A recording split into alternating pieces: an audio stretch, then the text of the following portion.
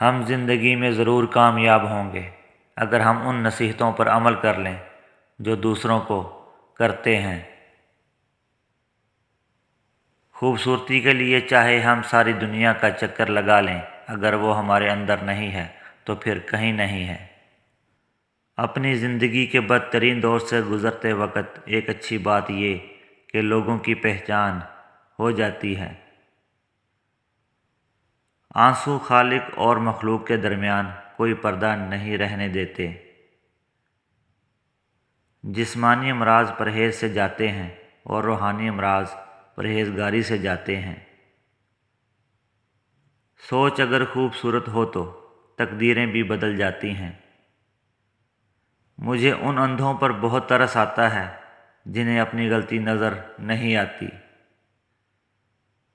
لوگوں میں سب سے بہتر وہ ہے جو دل کا صاف اور زبان کا پکا ہو۔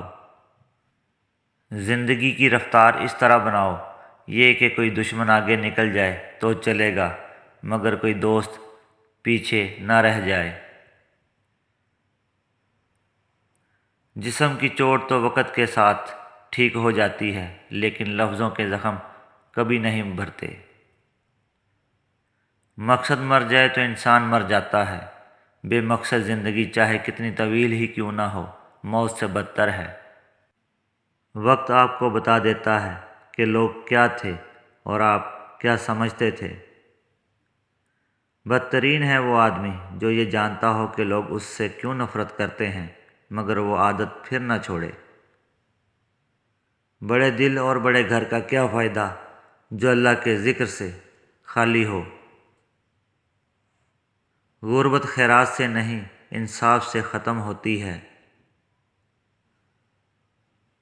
رسول اللہ صلی اللہ علیہ وآلہ وسلم نے فرمایا، بدترین گھر وہ ہے جس میں کسی یتیم کے ساتھ برا سلوک کیا جاتا ہو۔